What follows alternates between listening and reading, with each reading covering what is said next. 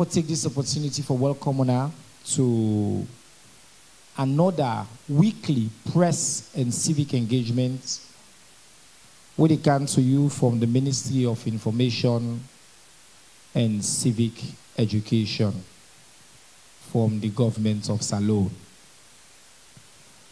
This week, we will discuss the critical issue of the heavy rain, the weather, and how we as a government from various layers and levels prepared and they respond to the challenge we fumble and don't face since the raining season starts.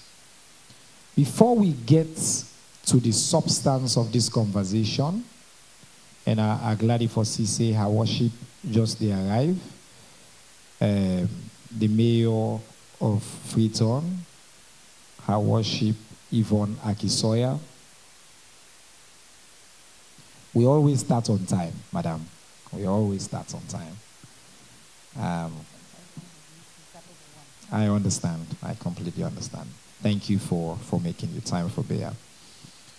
I'll address a couple of quick issues, and then we run on to a very distinguished panel.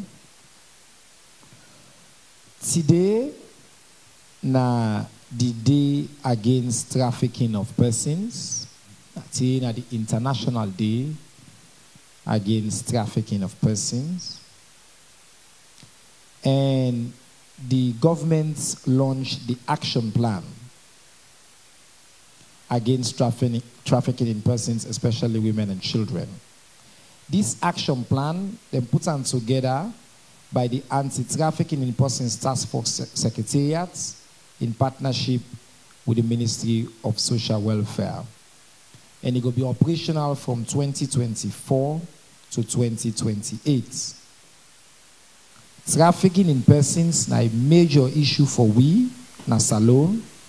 And we don't see this issue, actually the numbers and they on the rise. Yesterday I been welcomed the head of IOM, in my office, and he mentioned some very worrying things they will be one for share with Tuna today as we start this conversation. First, when you look at the statistics where we get from 2017 to 2023, we don't see constant increase in the number of reported traffic persons from Salone. From 2017, we've been the total have been 28 within reports to 2023. That number they don't double. 2019 it been go up to 76. But then one day we also do it in called Temple Run. We don't see say recently the numbers don't increase na Mali. We understand, say, some man don't even turn on business. Then they go. Then they can't take people picking them. Then go. So that IOM will bring them, come back, then get them package. Then get a new picking them, then go. So IOM will bring them, come back, then bring them, come back, then bring them, get them package. We don't see that trend again. And beaucoup of the people that were in the interview now, Mali. Apparently, they're not able to establish the connection where they get to the picking the way they get. So then the traffic people picking them, carry them go and use them as bait for let them get resources. We get apparently over 600 Sierra Leoneans in stock in Niger as well. It's a massive issue of concern we will continue to address on this platform. And we just want to announce that we did in conversations and we work with international partners then for Fenway for deal with this. Quickly for the news updates. On the 24th of July 2024, Nabin Sumani, His Excellency the President of the Republic of Salone, the host a town hall, and they be announced plenty things. Then we address 3 hours conversation with His Excellency. We talk about plenty important things that will affect the country. The town hall being cover major area then. Big Five. This conversation we can talk about so climate.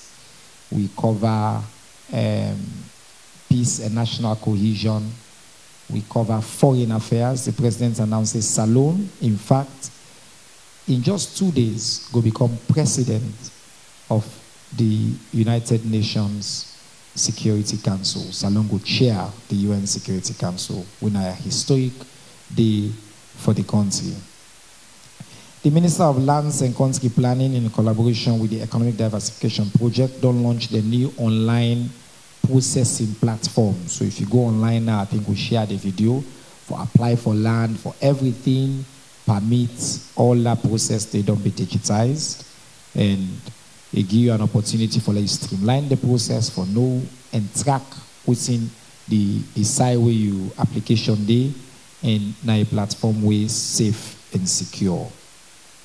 President Biobi also condemned a statement by a member of his party, now this town hall, now part of the updates we'll get, when Kadiru Kaikai, President Biobi say, you know, get no room for hate and divisive speech in this country. And he used the opportunity for appeal to the country for let all only focus on peace and national cohesion. Solidaridad West Africa done the second quarter of the Salone Cocoa, Coffee and Cashew platform meeting at Sarah Palms. This is a part of the efforts them for support, regulation, and ensure sustainability, and then get funding with the UN. And then they focus as well for supports the president in Big Five. Finally, the Chief Immigration Officer, Honorable Alusan Kane, don't engage the U.S. Department of Homeland Security in Washington, D.C. for discuss key issues and surrounding immigration, customs, and deportations. The ambassador to the U.S., Ambassador Siddiqui Abubakar Y, been talk about all the challenges that they get for deportation, for move people and back, and all the process them who for share with our American counterparts. All right. Now to we panel. Today, the topic now will deal with the effects of the heavy rains in Freetown and beyond. How prepared we did as a government and as a people. And I'm very, very grateful and very privileged to we will bring one of this high-powered panel today. I'm particularly grateful for the presence of Her Worship, the Mayor of Freetown, Yvonne Akisoya. We lead the municipality, and we will get serious issues them we will always talk about when rain come. But we also get the Deputy Executive Director of the National Disaster Management Agency, Mr. John Vandy Rogers. Then gets the role for manage all disasters, for everything, for plan ahead, and all of that. On my right, we get my brother, Engineer Alfred Jalil Momodu, who are the Director General for the Salone Roads Authority. So Mango want to ask how they connect on this talk, but they're very, very connect. In fact, they're very important because we income, the flood, the road them, the drainage system, all kind conversation on there. I want to make a few things clear. We're not kind of here for argue. We're kind of here for advance the conversation. For see how we all they work together as the government and as a people them. For give information to the people of Salone, say, now this we don't do, now we challenges and this so, now so and so, we solve this problem. So for start, I want to go to NDMA first. For me then tell we about what's the current state where we do in terms of preparedness as a country overall. But for this conversation today, I want to focus, you will talk about the country, but we'll focus on the city as well. So how we do in terms of preparedness and what we don't do for prepare and respond. As we people learn, we don't see unprecedented rain. People learn worry because not to July today, we've been the see them kind of rain here. You know, we not even reach it inside August. Heavy downpour of rain. We don't see boku challenges and all over.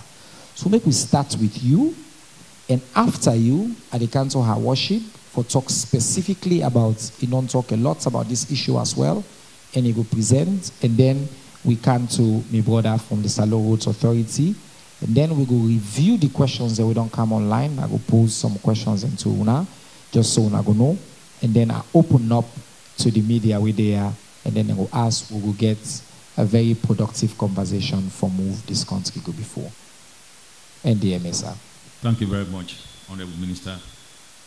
Thank you very much, colleague panelists. I want to say thank you to everybody who come to be part of this particular process today. This is a very crucial moment, especially at the time where the country get heavier rains. We don't move away from the time we get 6 months of rains in Sierra Leone and 6 months of drought. When I all can agree with me, say the weather don't become very erratic. Because of that situation, the time then we can get rains, then time then they don't change. They get serious impact upon our population, upon the way how they live, upon our livelihood, and upon our settlement. Honorable Minister, colleague panelists, I'm glad for informing us, say, at the National Disaster Management Agency, we work collaboratively. All of the other 2 colleagues visited on this particular table. I worship the mayor and the DG for Sierra Leone Roads Authority. We all work collaboratively. So this tells you how far we don't come, and I'm sure say at a particular point in time, then interchangeable views, and you will see the way how we present the issues. But at the start of every year, we will come to closer to the rainy season. The National Disaster Management Agency, they work together with the meteorological agency. The Met Agency is very key in all of what we talk, because now then get responsibility for weather forecast.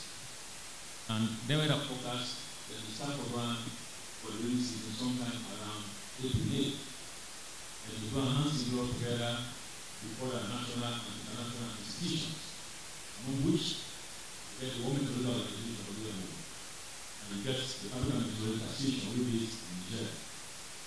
So they normally call them or who do a kind of forecast for member states, especially for African countries.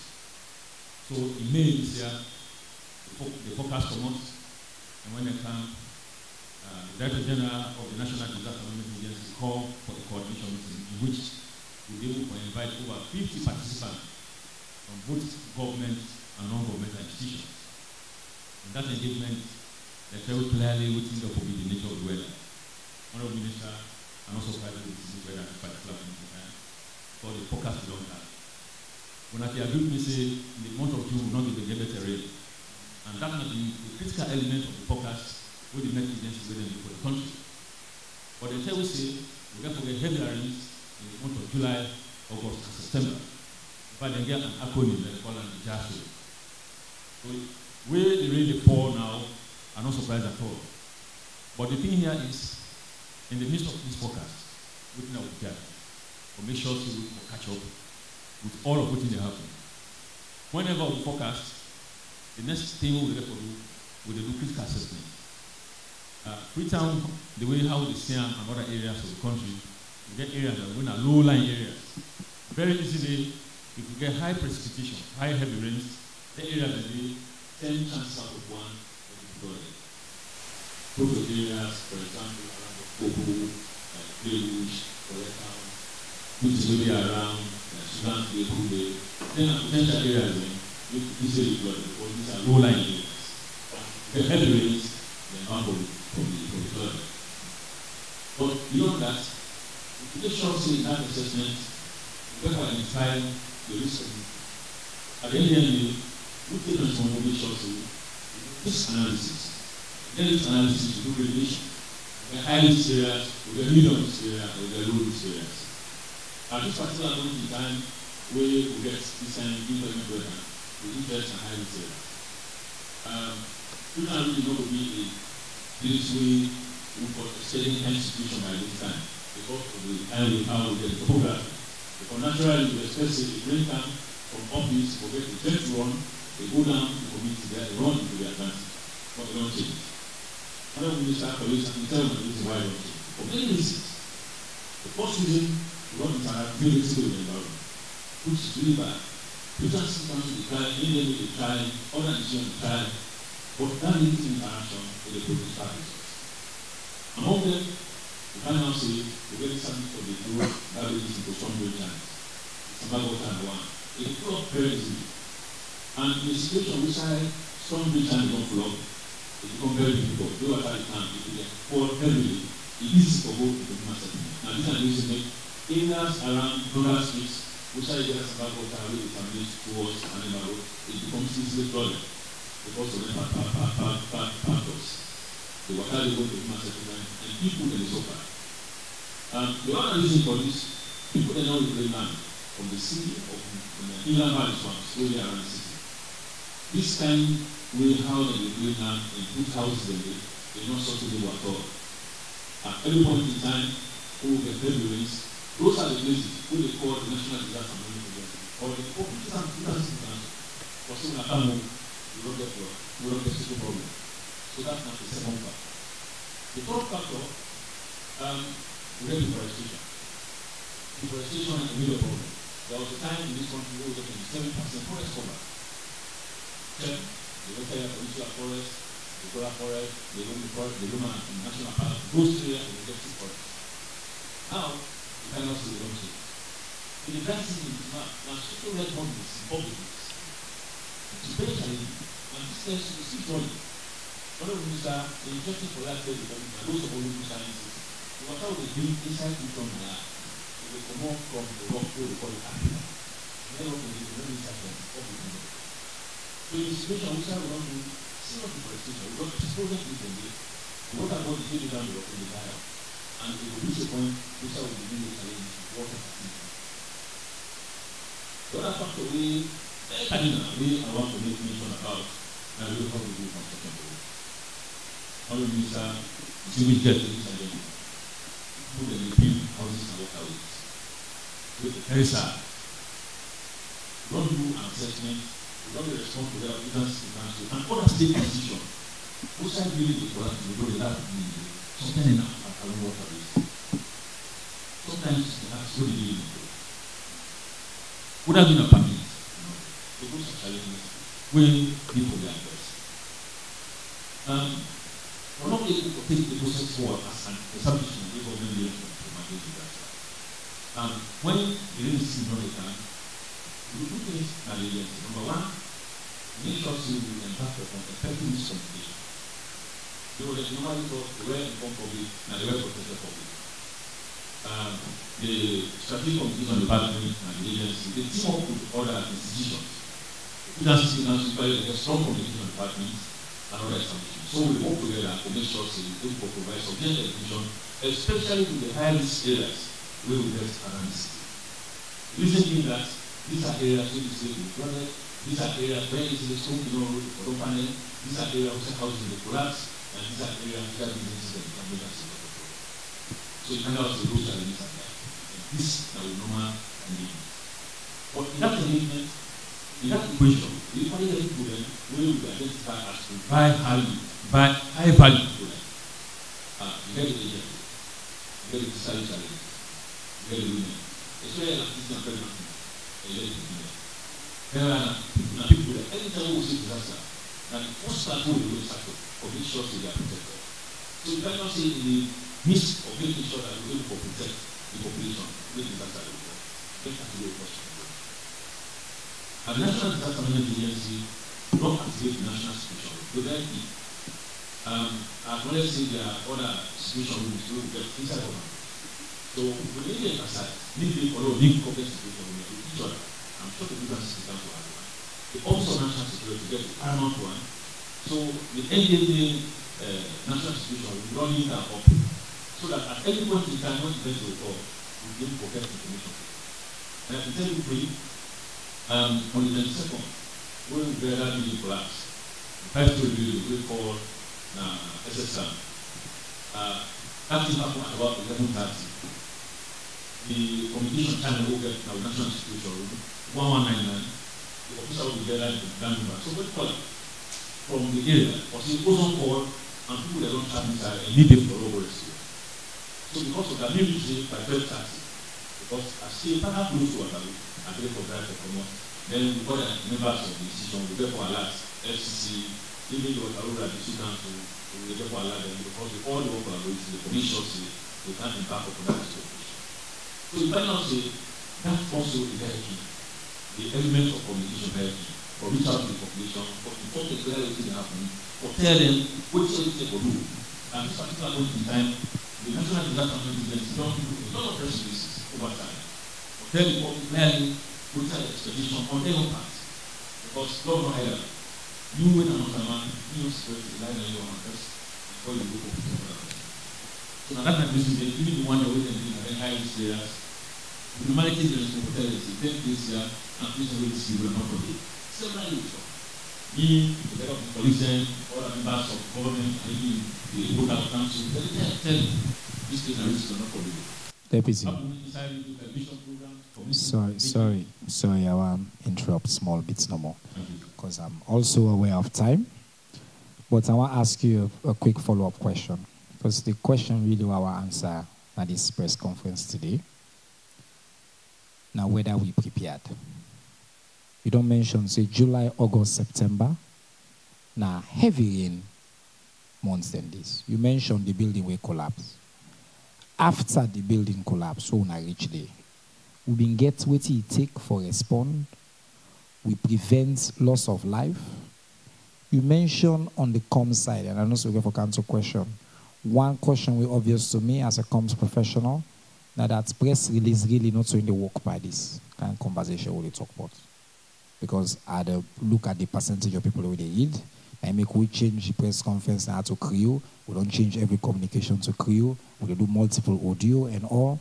So we need to think through that part the back, because press release now, a few of the social media will loud, but we don't learn that not to we really get a game. So I want to just talk directly to this question.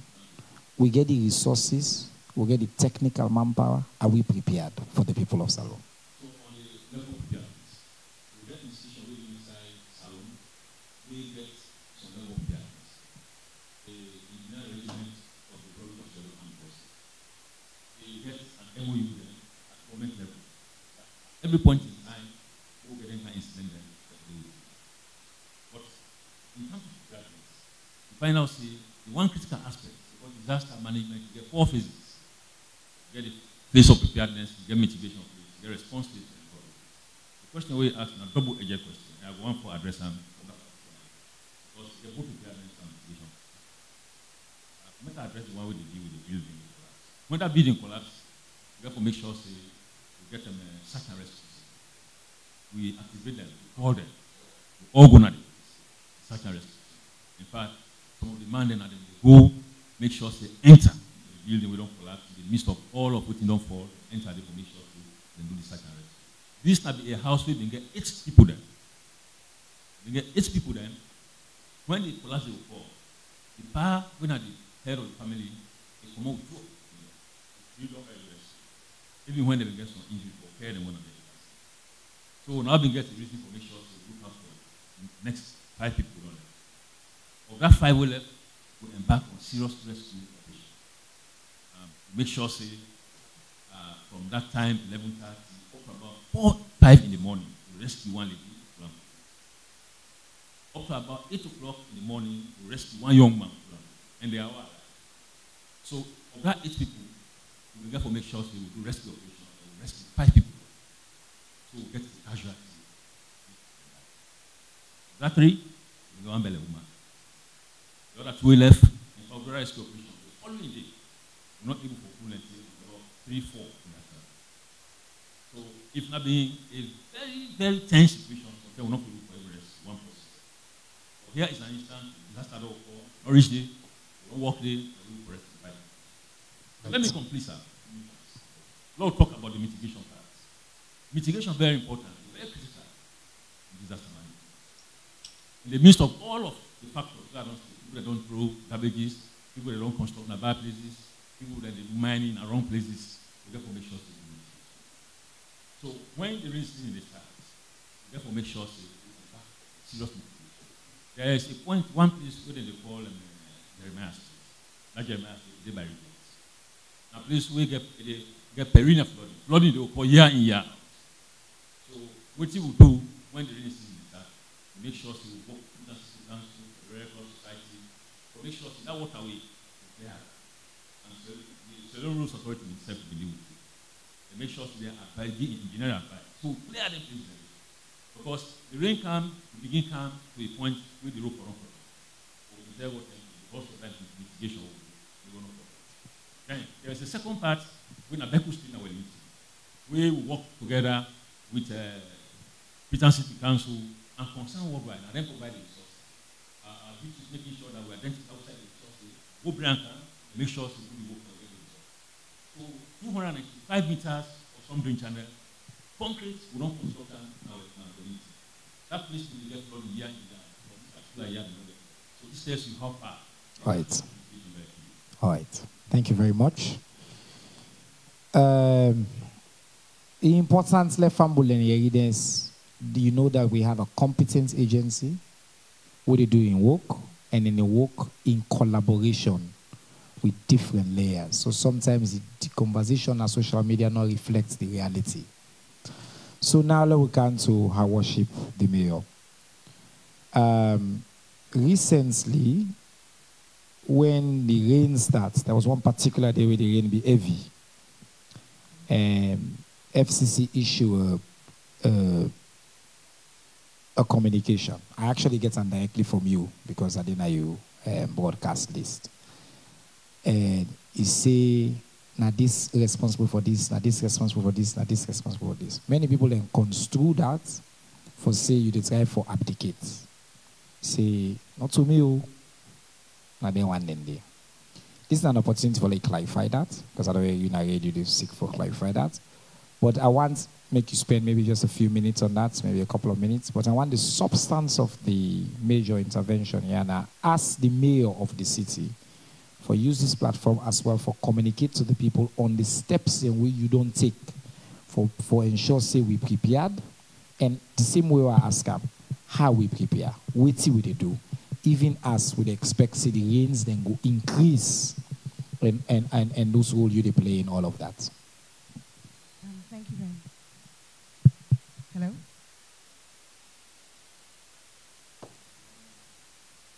Hello? Thank you very much, Minister. And as you hear from my dear friend, Mr. Rogers, when Idigi in submission, he mentioned Freetown City Council countless times because Freetown City Council, and the same as Shosey when you go talk with SLRA, it will be the same. So the point of putting out that information, very, very necessary. Because if you get challenges, people then get challenges as Freetonians. They need to get a better understanding of who does what, so they know who side for go. Because we are aware of the confusion and the lack of understanding on the part of many Freetonians. Coming on to what we don't do, it's important first for understand the context. When you start the press conference, you say we go come on and talk about climate change. So let people then get first a little understanding of this climate change and how, as a city, will it be impacted. In very simple terms, climate change, the result from where the ozone layer, it gets whole, basically, because of greenhouse gas emissions. But what in that mean to we? It means, say, we get what they call extreme weather patterns. That's the rain they come, way enough for come, it come boku. And I talk this in very simple terms. Of course, there are more technical ways to describe climate change, but I want to let people understand, say, this extreme weather we would experience. Now, one of the impacts of climate change. For example, inside this July month, we already don't get 691 millimeters of rain, according to the meteorological department. If you remember, August 14, 2017, we've been getting mudslide. At that time, now been 570 millimeters of rain we've been getting in the 5 weeks up to that. So we all don't feel them. We grown at this Freetown. Some of us are older. We know we can hear it and talk about 7 days rain. 7 days rain na net na santem. But this trip we get 23 days solid rain. So we get the context of this extreme weather. But waiting again we get. Freetown, as we all know, get its unique topography. We get a mountain, and then we get the ocean. And then the city, they in between. Over the last 25 years, the population of this city don't explode. When me been they grow up, Freetown been get about 500,000 people now. According to the World Bank estimates, we're now about 1.5 million people. Now that same place, so Usa you get a mountain, and Usa you get a sea, the envelope we. With that increased population, we get a major challenge. This na a city, and that now one of the reasons then why the clarification important. And last week Monday, NDNA, SLRA, Ministry of Environment, ONS, we all sit down together with the Ministry of Lands. Why? Because when you get a population to grow rapidly, it's very important for let you also get planning. Unfortunately, for one reason or the other, many reasons, we not get land use planning na Freetown. We also, which means say we not get plan. There's no master plan for how people then they build. That's not the reality. The power of land use planning, they with the Ministry of Lands. Then they work on something now with the World Bank, but it they with them and there's no land use planning. More importantly, building permits. You hear way Mr. Rogers talk about people that they build now water side. People that also they build now steep hills. Waiting at the consequence of this. We get constructions the way they go on, where they block water. Water where you block them, it is anyway.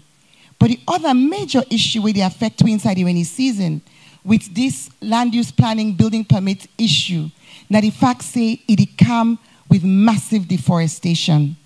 Lagi on another statistic. Along the mountain, and we don't know say we water, not a Freetown. We dey drink the water, we dey drink Guma water, but Guma not the Freetown. Guma they Ward C. Ward C now in get the protected forest. WFP do some analysis and do some remote sensor monitoring. Where shall we say in 2023, for the whole year, we lost 550 hectares of forest nada we protected area. When Naim they protect we water. Naim also they hold the soil because the trees and they're on the hills. But the disturbing news Panda report, in addition to these 550 hectares where we lost in 2023, in the first 4 months of 2024 alone, from January to April, we lost 520 hectares of that forest. So deforestation is a massive challenge. Mr. Rogers don't say, when you look up the hills, Usai first when they see green, now we see brown. And when the rain comes, the roots of the trees, the vegetation, we force them, now in the hold the water, in not the hold the water again. So you get this runoff. But the runoff not come in one grain. It come with the red dotty. So if you now look up, when I look anytime the heavy rain come, you go see Melon Street, Old Road, Sanders Street, you look the gutter. Even this morning where I pass na PWD by Main Street, Panemba Road Junction, so red dotty. So I've been just one for bring this context because it's important for understand waiting the drive, waiting with the seesaw. Because when rain come heavy, if grass day, if thick day, the impact is different to when rain come when you get deforested cover. And that's important for let we all know. Because we all get to be conscious when it comes to tree cutting. Like now to the flooding and the preparation.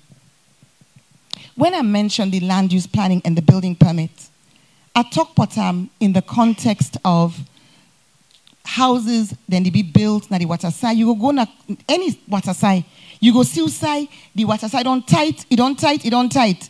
As person they put in gate, in wall, people then they build inside are sure at the city heads and the north, because we all the same. That na one challenge with the building permit issue. But one other very important challenge there, when a lack of access roads. If you take a community, for example, Mount Oriel community by Hillside Bypass Road, it just stay above Hillside Bypass Road, no so? You take that community, you watch that community, we have thousands of concrete oaks. This not to you average, say, informal settlement with Pambodio. This now, as they can say, story oaks, 2 stories, 3 stories, concrete oaks. But waiting at the challenge, no road, no day for enter that community. None at all. Na step, na you take. If na step you take, alpha pool, you dirty. Tricycle not the go day. Motorcar not the go day. Dirty lorry not the go day. So that they create an issue with sanitation. So when we been get a major rainfall some weeks ago, some of my colleagues and they in the room, we take a walk into that community. We go engage and ask them, say, wetin una dey do with una dirty? Because clearly, nobody, service providers not able to reach Naya. Then show we sign at the ground, usai been dig small. When the rain come, when the water full up, then they put the dirty inside there. Then the rain, what's the dirty go? But usai, it end up na the new road. Na the new road. So we get to see all of these challenges, even the challenge of sanitation. You get to see them within the context of building permits, land use planning, because in order for deliver services effectively, you need for them plan for access. So that's not the context, waiting at the action. As my colleague MDNA don't say, every year we embark on flood mitigation activities. We started this year on the 3rd of April. And at this point, we don't do 62 major flash points. Krube, Sarola, Bright Street, Sambagota, Sanders Street, John Street, I can go on and on. I get a list now, the days that we go there, the days that we return there. We some say you go 3 times, but the next time rain come, the poto, they come back, and it full the gutter. And as also been said, unfortunately, we get some Freetonians, even those we get access for lead and get service providers for access and dirty, we still get some people we get this idea say, where rain come, then for put them dirty, na the gutter, let the rain care and go. The rain not the care and go. The rain just they move them from your front door and deposit them further down the drain. So in this flood mitigation, we don't already utilize 2,663 youth them in communities. We don't do 62 flash points. We don't spend over 500 million old Leones, 500,000 new Leones, because we day out every day.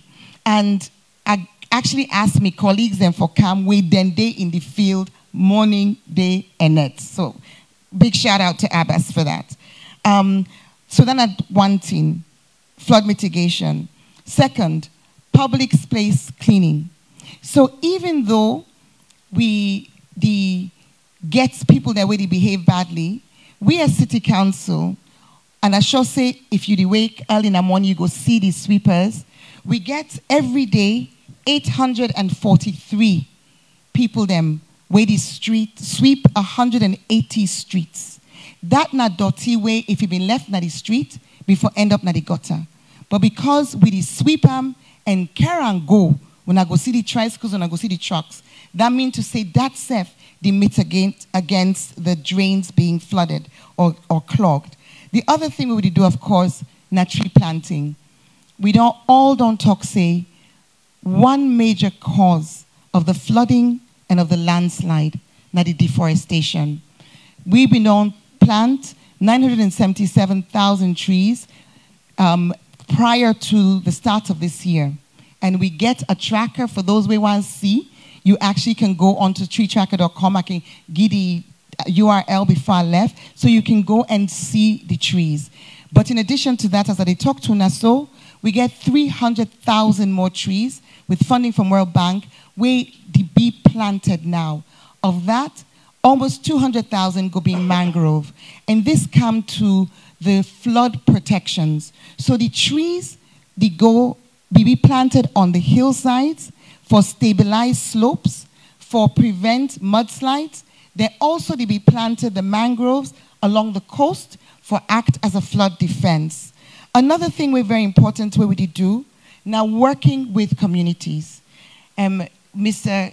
Rogers and we get a set of people in common within communities, we then call CDMCs, then are the Community Management Disaster Committees. We all work with them. We give them training. We give them support. We help for build resilience. We get a standard operating procedure where inside a community, if disaster happen, you go no say, now the CDMC chairman this. It take charge and it help for lead the other people them. And before, I see Minister not only Mike, but before it close me down, I just want to mention two other things. One, SLRA has been a great colleague. Even with the flood mitigation, we get outside with the work, then get outside the work. Sometimes we go after, then don't do they. Sometimes when they come after, we don't do they.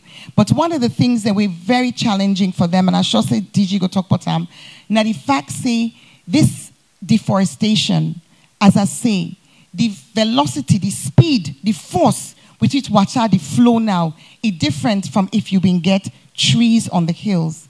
So just imagine, when you think of Samba Gutter, think of Pademba Road and Dundas Street, the kind of rain where we see there last week, the kind of water. That water there, it's like you get buckets water. Buckets, it full up with water. They take one cup, you put on down. You say you pour the water within the bucket inside the cup. No matter how clean that cup they be, that water get for throw away. Now this they happen now with stormwater drainage. So not a question of the Samba Gutter not clean. It has been cleaned multiple times by both agencies. But the challenge is the volume of water with the canal. So in conclusion, they do the flood mitigation. We continue for do them. We go continue for do the public space cleaning. We go continue for do tree planting and mangrove restoration. We go continue for do training. When it comes to building permit and land use planning, then they currently deal with the Ministry of Lands, but we continue for advocate, for lead and devolve them to councils across the country when are the best practice everywhere. And when I go glad for Yeri say, even with that, we collaborate. So like today, we don't inform the Ministry of Lands, say, in Krube, the level of banking where they go on right now, don't reach a point where we don't take a decision, where they work out of a mandate technically, because we know to you give permits, not to you for go broke. But we don't inform the Ministry of Lands because technically they have not get that permits there. And we do consultation with the community. Usai then don't plant beyond, they don't build beyond a certain level. Usai their life themselves at risk. We engage them today, Friday, we bring those properties down, and we plant mangroves in them place. All right. Thank you very much. Your Worship, I get a follow-up question where I go ask, but I go come back since we don't go 15 minutes. I think the case the mayor presents is very clear. Many of the challenges that we face are because of we own action. As citizens, with contribution to the climate disaster right now, and don't lead to series of the problems. It outline what they do, what they do as well in collaboration with others. I think if the Minister of Lands been there, I will also say that plenty of the illegal structures that we talk about, so they don't even get permits, as you don't point out. So while it's a question of the permits, but most people then they just build in a salon, not with the plan, not according to plan, and not obviously with the permits. So all of these are issues that we will deal with. But one area where the heavy rain they affect, now with mobility, with access to the roads. And all man they say something and they say engineer Momodu now you get salary, the road them. If you buy like Freetown, a small rain come, you know you would drive again at this town. All the major streets them, a small rain come, now inside Watana would they drive.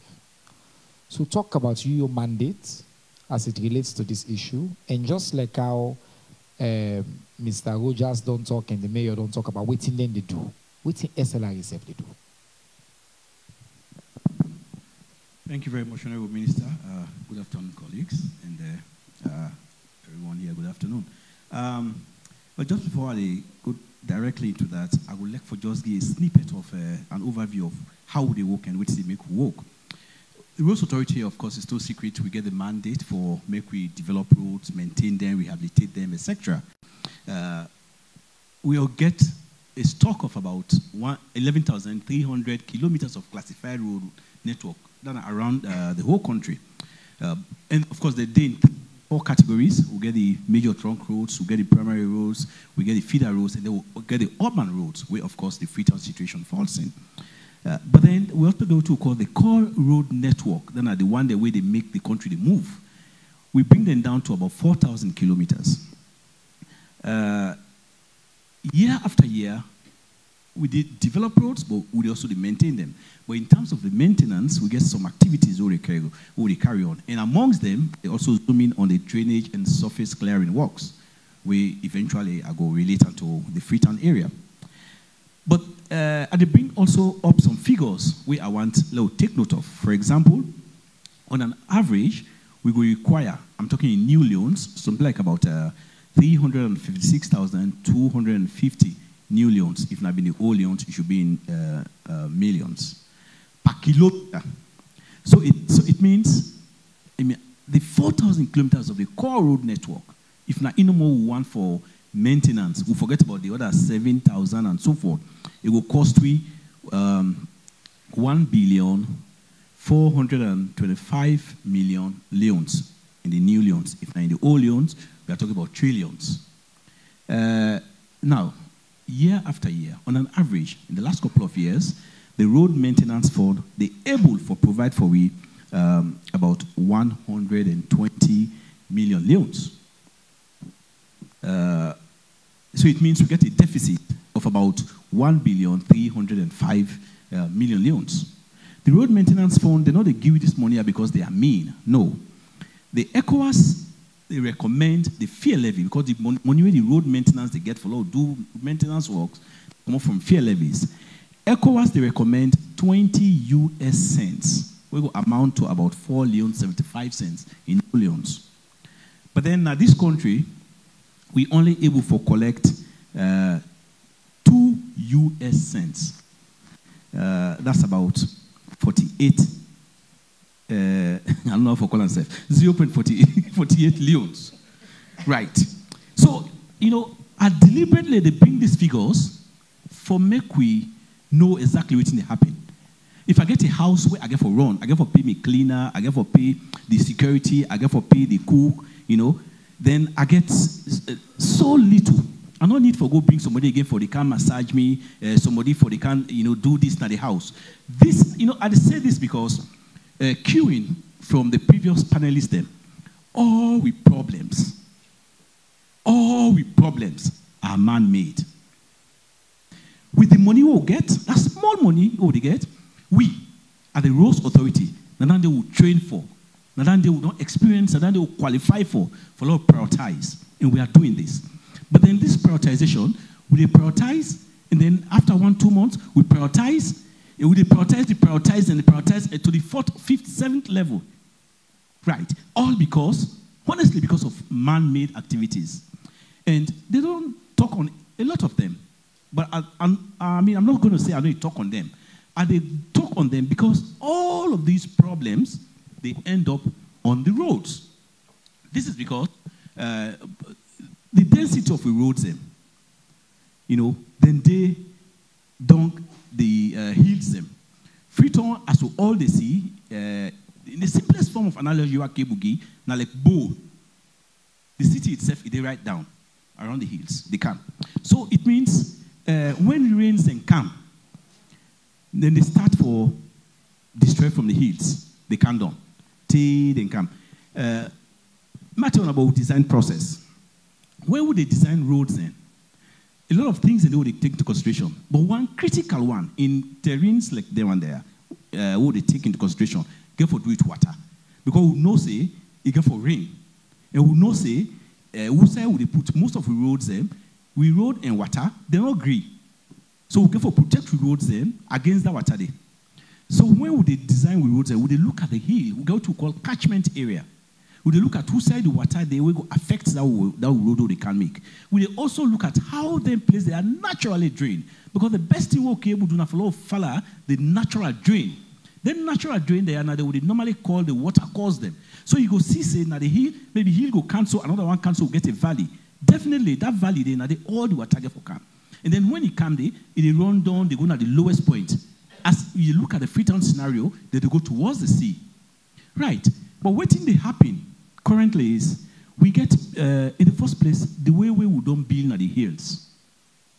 Normally, when we not build so, we sign at trees and daily, where the rain for them, then go to what it's man called percolation. Some get for go inside, then some they run.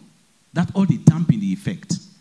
May have been talking about some mechanism where probably the rain they run, it hits one stick, it slow down. So by the time it reach down, the effect don't reduce. But what we don't do, we don't tulum pepper all the heal them. Right.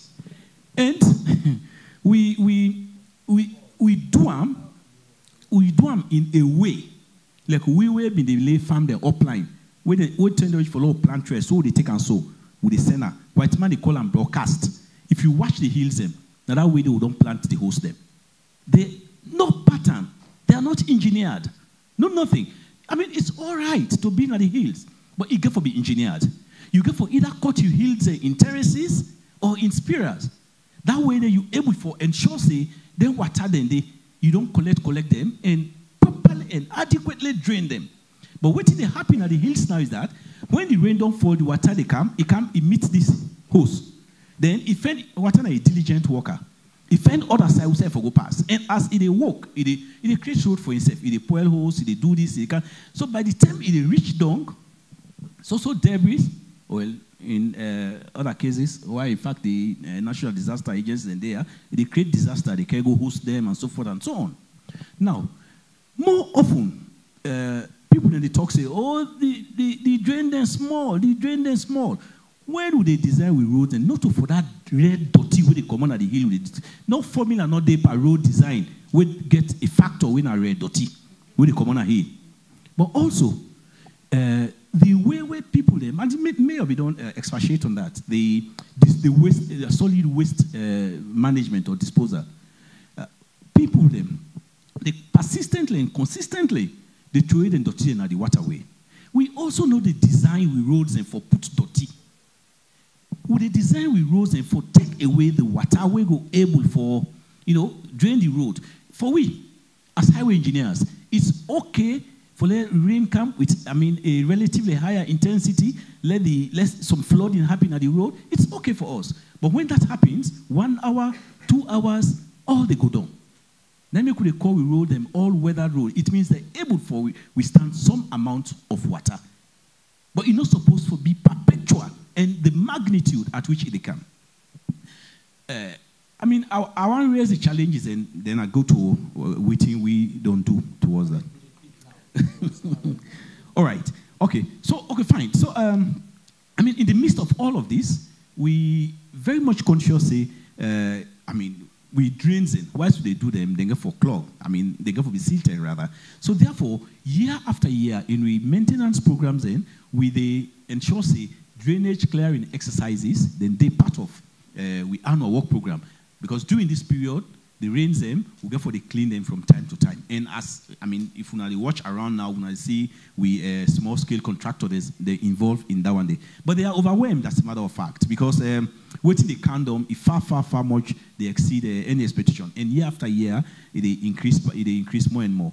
We also ahead of the rains and sometimes even during the rains and after the rains we also they work on maintaining then road-related structures, then like some of we culverts, then some of we slabs. Then in fact, quite recently there was the tender out for slab, replacement, and we are working on that because we know say then prone to damage, mainly again as a result of human activities. Motorcar then they go, then they pack over with slabs and so forth. Also, we, as part of preparedness, we get implementing departments and roads authority. The one we do with feeder roads, trunk roads, urban roads, we get units that we prepare. So in case any emergency arise, the response, we don't try as best as possible for reduce that to 24 hours. Of course, we have all been seeing the situation of the Mateum Bridge. Within 24 hours, we'll be there. We've drawn up plans how for remedy that situation there, and we are currently working on we midterm plan. So similarly, in the Freetown area, if there are any issues at any time, brought to our notice, either na we go see them or through other stakeholders, or people then the general public, we ensure we respond. We respond to them as then the call we. Of course, I need not to overemphasize this, but we're in collaboration with a National Disaster Management Agency. Whenever a disaster strike, then they immediately get onto we, and then we go cooperate with them. So, in a sense, those are the sort of things we do, and we'll continue to do them until we feel say we don't achieve. Wow, thank you very much. A lot of things they in common from all the three speakers. And also, they all don't complain about we activities. We building up deforestation, the way they deal with waste management, the way they just dump all things. And each of them say, as a society, we really not prepared for deal with the true effects of the action the world don't cause. Whether now because of how we build, what we cut, how we clear, and anything we don't do so far, especially now their hills them, they get direct effects on the rain and how the rain they affect we. Whether now how we road and the overflow, like I said, the drainage system, the way they don't build. But for somebody to listen, one question we kind of remind now that we all get responsibility. And we don't complain saying that people learn faults. And so now me on behalf of the people there. We all say the people there. Now the action there don't cause this. We also want to know how in your responsibility the app for engage, for change their human behavior here. I believe in general that people are rational. It seems irrational. I work and dealing with girls. People are married and picking them age 14. They don't hate them picking. Nobody knows it's in picking. Said I go bondo age 8. It's in picking. People are always making decisions that they believe are rational. The post where they go build Pantap Samba Gota, he believes say at that moment's day, at that decision day, then he writes decision.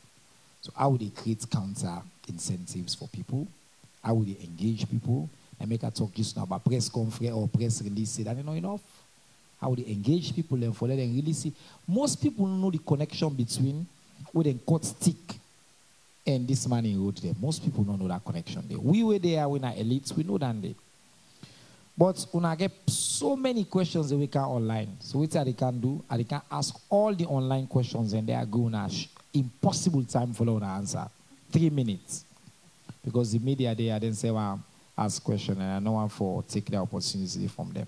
So at the start, National Disaster Agency, again, Mr. Rogers. So just listen to the question there and then I give you the mic, I give you 3 minutes. It is summarize your answer, okay? Waiting at the long-term strategy, then these are all the questions that we don't come online. As family, know we always ask people for sending questions ahead of time. So people like for talk, like say, by the town hall, I know more we don't do that day.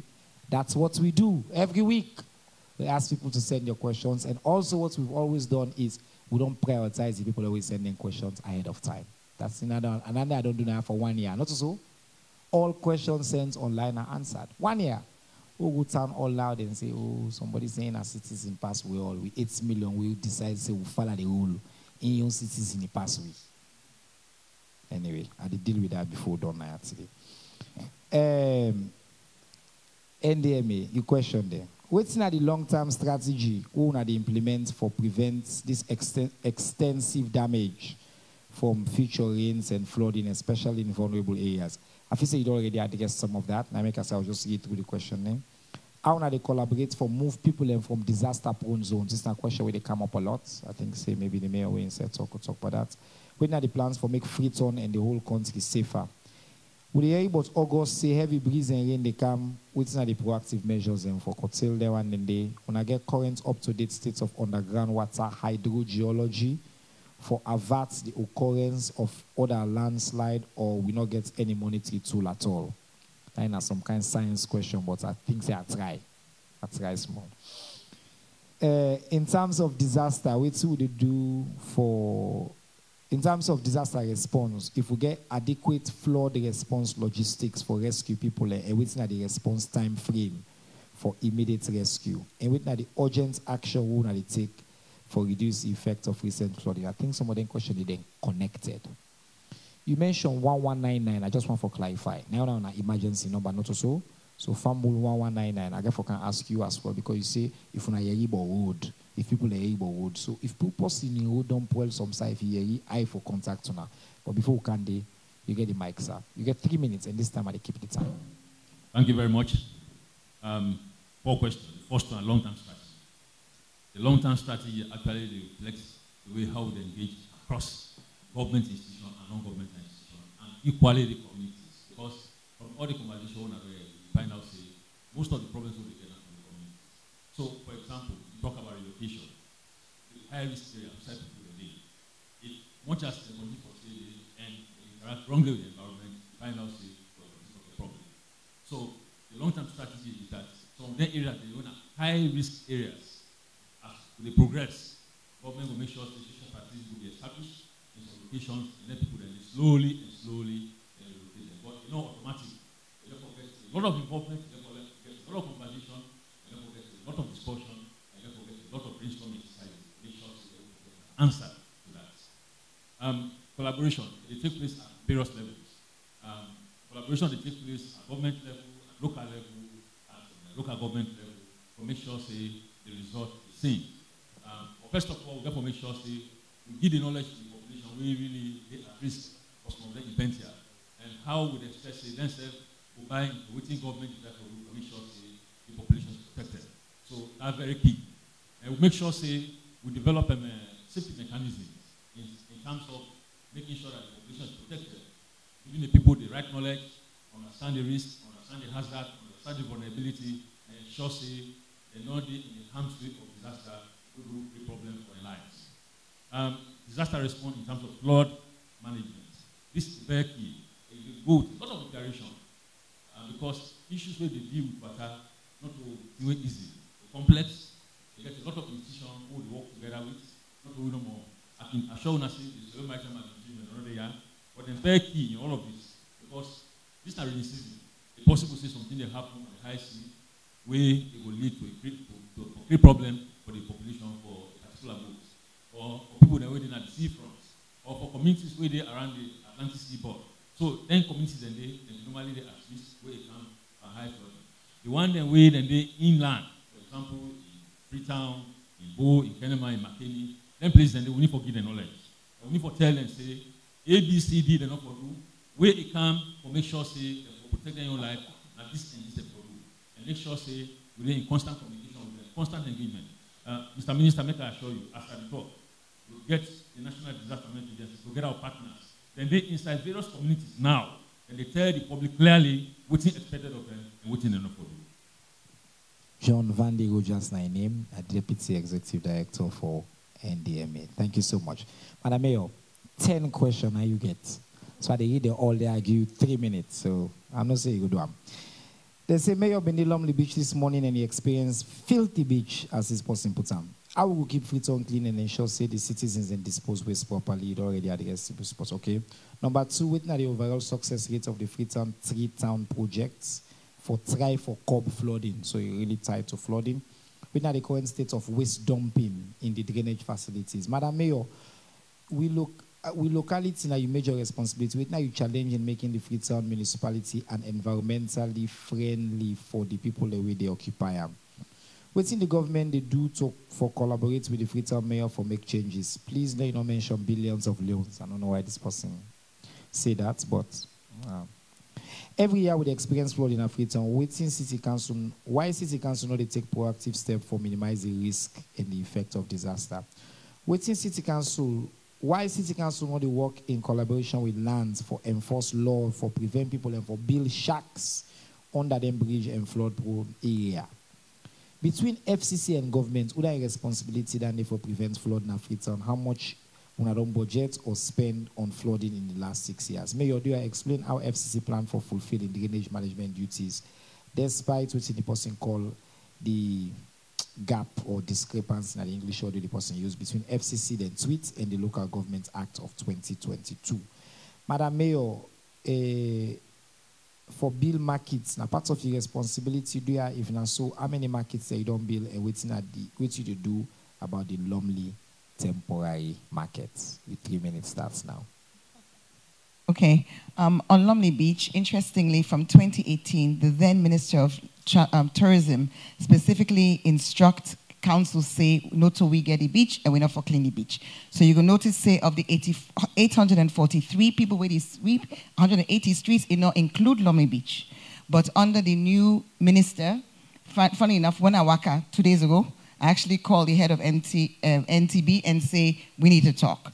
You know, I know say that we don't get a meeting whilst I'm in a town, but we are actually going to move beyond waiting that for my minister say, and we're going to begin to and work. But we go work on the streets, not the beach. We go focus on the sweeping the streets, but also helping anyway because there's a lot of plastic there. What I say now a job for clean the beach. So from 2018, we were informed that it was the Ministry of Tourism and the National Tourist Board for do all the beaches, not just Lumley Beach. So we're not being involved. But under this new leadership, I believe say we're going to change and we're going to work together.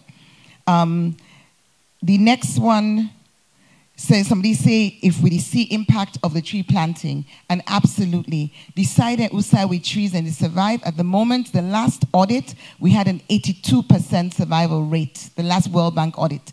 We know, say, from that to now, many areas are not be challenged because of the illegal deforestation where they go on, but notwithstanding that, any side usai the trees then plant and then stand, you actually see significant improvement.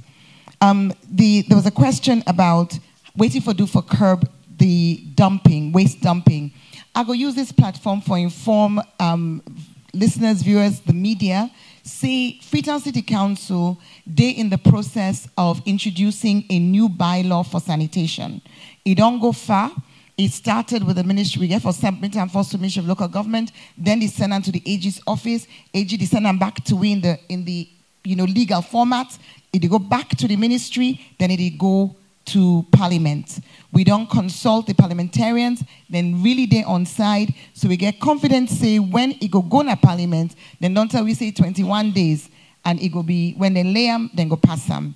That law, because I only get 3 minutes, I'm not going to explain them, but I go tell them and say it will make a significant impact because it will take the crime away. Currently under the 2010 bylaw, when you catch you Detroit dot in a street, not in the crime. Under this new bylaw, it's going to be compulsory for let everybody get registered waste provider. So if you not get Uda the collect your now you owe, now they the problem they start. So that bylaw they get for change things and considerably. And it comes with a whole infrastructure as well. But on another day, we're going to explain that day. Somebody else talk about the challenges of Freetown, waiting at the biggest challenge. I will tell you without hesitation, the biggest challenge of Freetown is not having land use planning and building permits.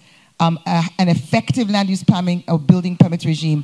Me as mayor, we're responsible for the city, and yet, if 10-story building they go up now, we not If possibly Bill Nagota, we not know. We just see there is absolutely no place at which we are consulted, informed, or our advice is sought. The power you want, or not the not the effective you want. Because if you say now una they give the permits, is separate from saying we know the know. So one way, I didn't say for the purpose of argument. So I can tell you, I can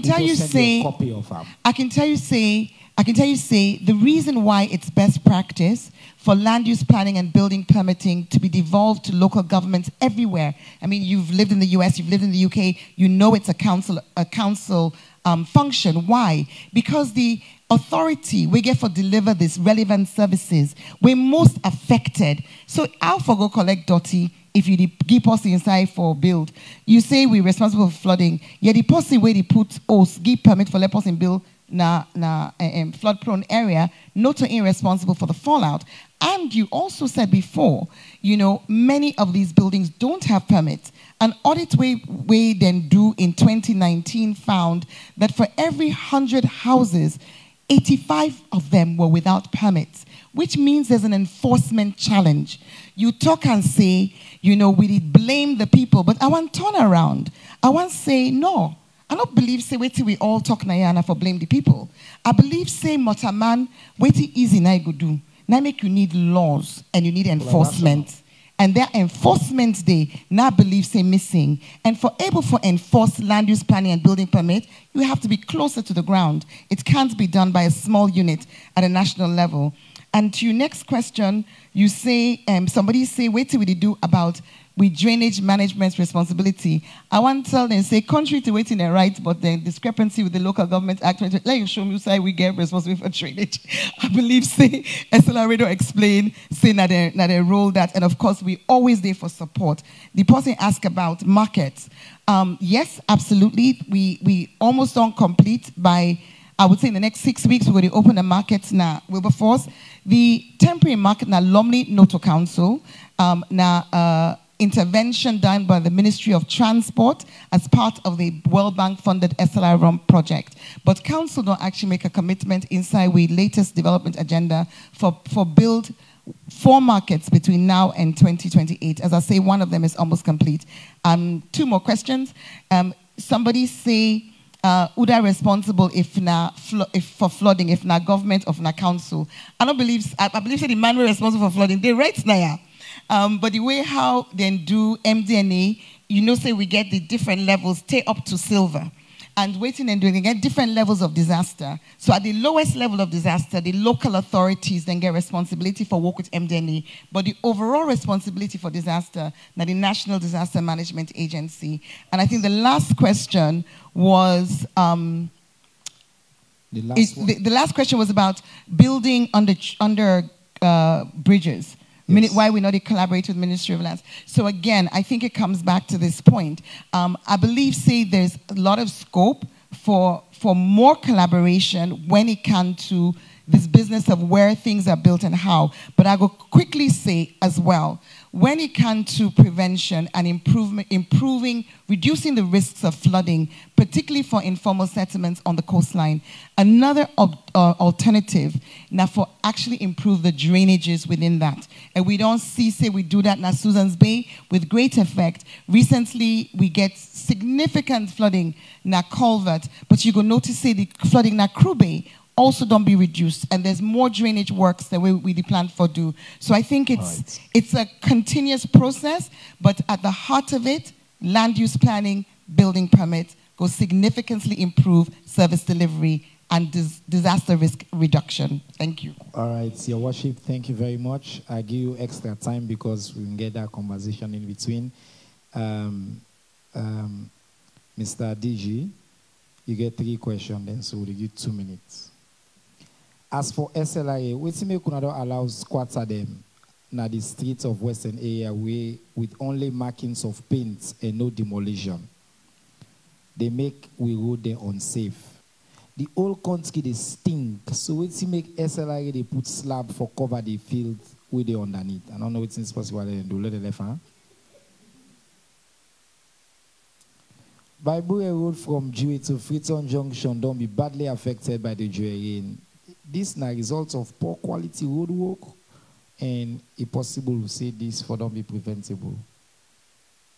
All right. So, of course, Minister, don't help me ask the question about the slab then. Now, for safety reasons, anyway. Then, I don't know, waiting the stink on a little, so obviously, we'd expect water for candy, and when rain comes, rain for stink. For Baibue Road, of course, we know, say, from Jue on to Wellington, if it is part of the Wellington Mashaka Road, and that should be in good shape because then just don't do them. But from the Wellington on to Kleintown, most of which, the Baibue Road fall within, that road, it don't last for more than 30 years. And when they've been doing them, the traffic forecast we use, you go down quadruple. We road in age, now by motocar, the way they work up and they determine them. So obviously, we've made plans for all Duam, but the financial requirement is just so enormous. But whenever we get that opportunity, we make them well again. With respect to squatters, well, this is another thing. The Sierra Leone Roads Authority, I don't tell you, we are engineers there, they make road them for making, we able move and we able get accesses. We're not a law enforcement body. What happens is people, yes, I'm coming. People then they where they go put themselves on the right of way, and it just spread like wildfire to the extent that honestly, we don't get that kind of capacity there. And it's not only happening in Freetown; it's happening all over the country. It's a work on on its own. However, we don't in recent times try to collaborate with local councils, for example, and the police. For me, we able to pull as much as them people in the way with the along their right of way illegally. Of course, in some instances, the roads authority provide permissions. For example, fare stations. You drive motorcar, you fare go down at some point in time, you don't know. So you're not going to go pin, you go fend, who for buy fare. So those ones, essential services, we are providing rights of way permissions for them. But in the long run, we intend to remove all of them and bring forward a strategy. We will make them more regularized. Whoever would give permission for them at the right of way. Thank you. All right, thank you so much. So 2 quick things I want to add here is that at the last town hall, His Excellency the President make something very clear. He said anybody with a build inside the green zone, whether not in Mama, in brother, in Famble, in Pekin, he said they broke the host them. He was very, very clear. So I think the panelists in Google for hearing that. That's when I get the full support of His Excellency the President of the Republic of Salone, and he cared deeply about this issue. So now something we need to take action on. Also, what's clear to me is as soon as they talk, when they continue to mention different actors, the police don't care, the ONS don't care, these lands don't care. So this is now conversation where we just start. Of course, we're supposed to get Minister of Environment here, but he travel and not there. And so he sent me apologies. But I think, at another time, your worship with all collaboration, we will do an expanded conversation, maybe in the form of a major town hall. We will get all the players, everybody around the table for talk away, because this issue really they affect we all. We all with lives and they at stake here, because the city they under a bit of a siege. Time for questions. Additional questions. And then radio. All right, I know the rules. 1, 2, 3, 4 on this side. 5, and then we'll come for the rest of us. So we'll go down that way. They're starting with the lady. Quick.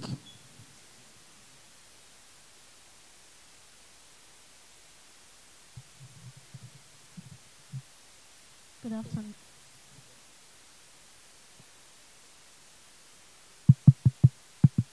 Good afternoon, everyone. My name Fati was the Mojashola Usha content at the work for Women's Voice newspaper. When my first question, they go to Mr. Rogers from NDMA. Mr. Rogers, he talked about say when they go around for sensitize people, But I do a quick visit na the Kube community and get for interview some people and then talk say they're not nobody told free line. They're not ever anybody told free line. They're not aware. That means say the awareness not there. And so I worship the mayor. Concerning this clean salon, you say term they come all man forget a registration of waste management collector. I want to ask if the clean salon bubble them where they can pass every time they collect dirty at different rules there. if then they under the Freetown City Council? That's my question. And now let person listen to that lady we don't asking questions so and think say inside get the right for ask 2 questions. The reason we make her allow her because na woman. And then one get a woman will put up in hand. Everybody now 1 question per person. No preface. Straight. Go on. Good afternoon. Ahmed Right today. My question they go to now all yonder. But now one, because the combination is fine, just like what Mr. Minister said. The issue now don't clear. We get to deal with frauding and that's of disaster. But according to the mayor, the issue of drainage system very key now will lead to them 2 things there. We also get for deal with the SLR. How much I don't they think further because year in year out so they get flooding. For make sure say we not add the gutters them. Because the statistics way Madam Mayor. Bro. Next. All right. So how much not don't they think further for add the gutter them? Thank you. For deep them. Okay. And wide them for prevent further flooding. Thank you very much. I appreciate. Next question. Next person. Okay. My name is Mahmoud Silla from the Nature newspaper. My question they go to Mr. Rogers. Mr. Rogers, you don't talk about Freetown issue, but they take you from Freetown and send you to the entire country as your mandate expand. We don't see disasters there where they happen now other countries then. One example is Libya, and I see one video back we come up from Kenya. I don't know how regular when they check with Guma Valley Water Company and that of Ministry of Energy, made them go to check on then dams them, the strength of them. Because if you look at, the Guma Dam is over 60-something years old. If you look at the kind of disaster where they happen, so I don't know how regular would they check on it. Now my man is sabi me now, so I just get on the eye, get the message. Yes. I wanna Patrick Kama SLBC. I wanna go. Mr. DG SLRE. People don't question the professionalism so far as to how we know the award contracts so contractors they will not send for the maintenance of the roads. Now kind of dabbing rather than doing proper maintenance. At the end of the day, you find out say before the end of the year, now it can cause a return of the same problem. How we not going to ensure so we start for the monitor, then maintenance there, so that we will get proper maintenance fixed up instead of like just dabbing. Good question. Next, Naya number 5 day.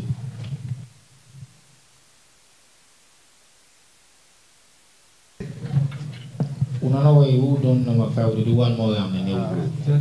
So we're not patient. Yes. Okay, so Mina Justice Salon from Sarah Fox Media, and my question go to Madam Mayor.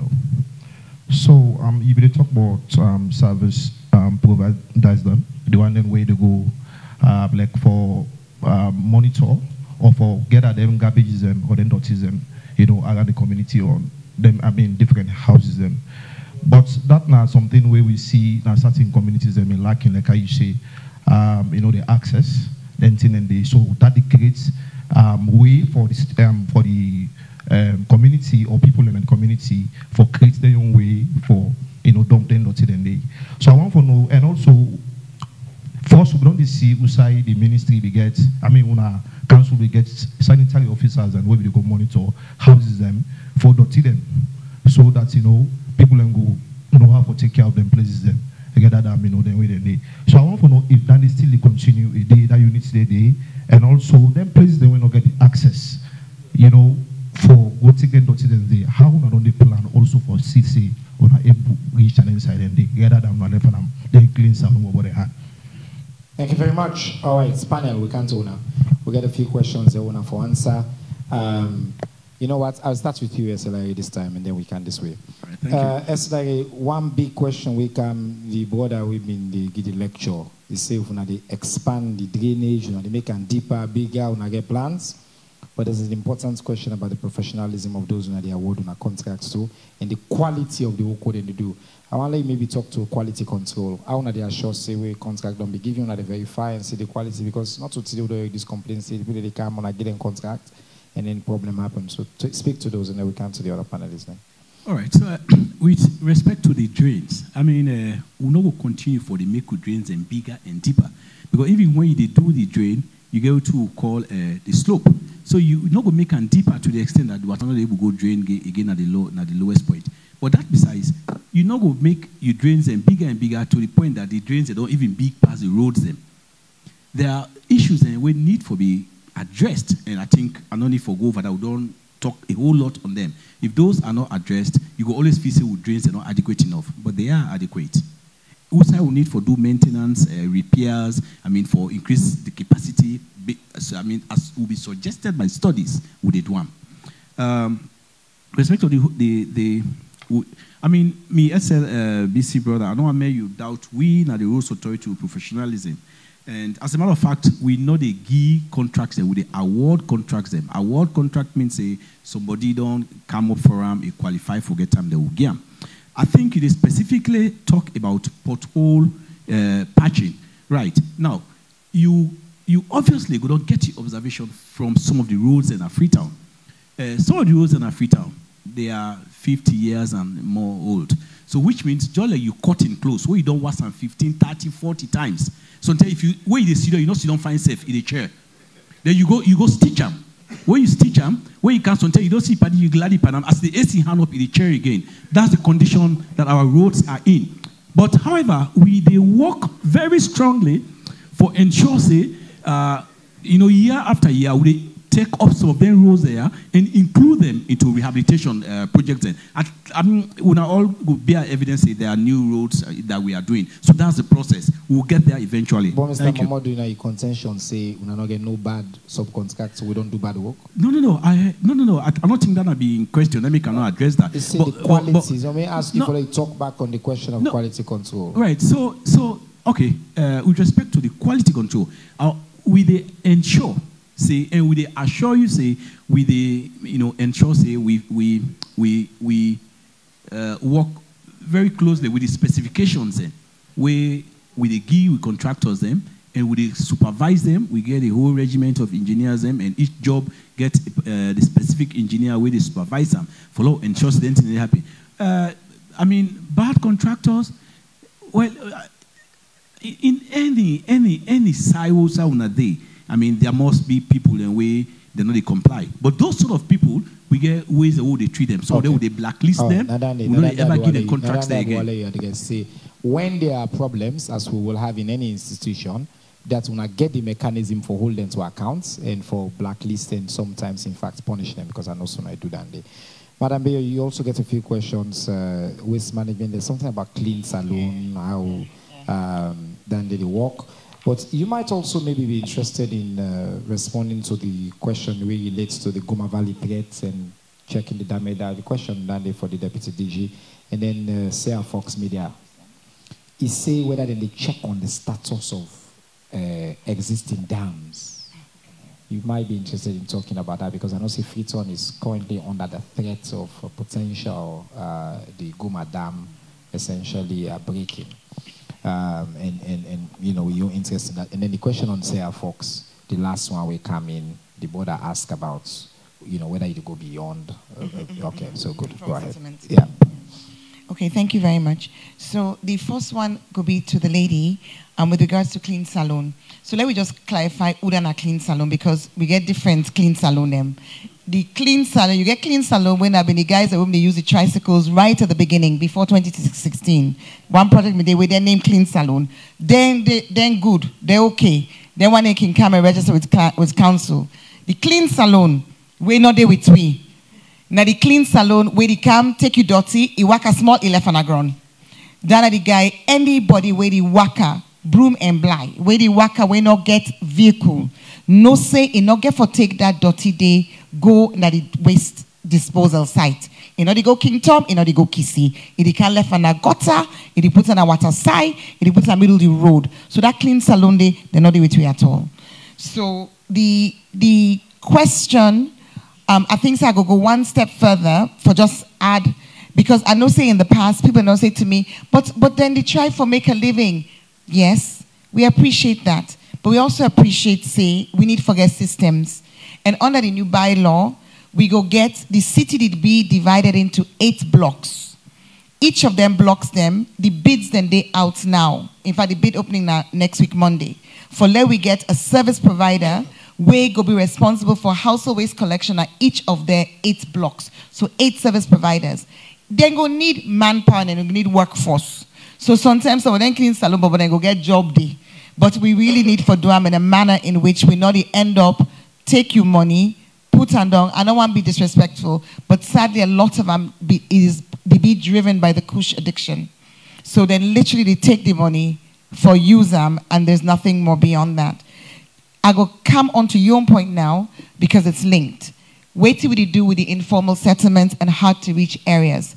Usai, even then service providers not go able to get access. So we day in the process of testing. We don't choose 2 communities for do this test. One at Krube, one at Mount Oriel. Wait till we attend for do. Interestingly, we kind of learn from the clean salon bobo them and get we own version of clean salon. But waiting will happen, we come with vehicles to the community. So let's say, for example, na Mount Oriel community. If not Tuesday 4 o'clock with the candy, we engage with the stakeholders, everybody, megaphone, so they go know say every Tuesday, every Friday, 4 o'clock, FCC the car with them vehicle. We go send people there up into the communities. But one thing very, very important is that dirty not free. For dispose of waste costs money. You get fuel, you get manpower, you get maintenance. So even though we bring the waste collection to them, we not create dump sites. We don't want anybody that can left in dirty go. You come, you put your dirty inside a vehicle, you pay as you do that. And that whole question of enforcement continues, coming on to your point about the sanitation officers. That one they continue with community engagement. It's not easy. The Freetown Usai will be get then sanitary inspectors will be go with carbolic and then back, they go spray. That was a Freetown with 500,000 people living in it. Not a Freetown with 1.5 million people living in it. And your last question was the drainage. I want to take that drainage one. Yeah. The one we say, you know, we want more drains. Actually, it's not just about the drains them way SLRA do. The water they start from the mountain. You go notice say Bokusai, the water they make in your own way. In fact, that's such a, we've lost lives when people they try for cross that water day. So having drainages through the mountains is really important, but it comes back again to land use planning and building permit. Do not have a system in which person they able for go build. Set na 6 ostongo dong na moibaso. You know, because people then don't build side usai, the ground not solid. There's no drainage. The dirty the soak. Council didn't get this power. You need to stop them people in the 4 billion. Anyway. Let's tell you the difference. I know they talk about Freetown City Council. I go like for let you bring the 22 council leaders from Pujeun, from Kenema, from Port Loko, from Karine. Waiting at the talk. They all the talk. The difference between we and it being done at the national level is that we have a footprint everywhere. We are close to communities. So tell you the bill, begin bill, you not on count to council with the no, which is very different to a situation where it's being done at a national level. Okay, so it's more about an enforcement. It's about enforcement and being connected. But okay. I also just want to say one last thing. Let me also not forget climate change. On Sunday, I was meant to be traveling to the Philippines for a C40 meeting. And then get a monsoon? No. Yeah, typhoon. Typhoon. So yeah. The city, the mayor where I forgot meet, her city is underwater. Yeah. Then no matter how many drain he build, Not a drainage business. So let me also bear that in mind. Climate change is having an impact. All right, thank you very much. Deputy DG Rogers, you get a few questions. One, that sister say, that community engagement too, you see what you do, in go down there, then go ask people, and nobody told free number, I don't talk this talk, say not to press conferences, talk, press release, they add this problem. So maybe you will comment on that quickly. But the question of how would they monitor the strength of we dam then around the country, and whether we get the capacity for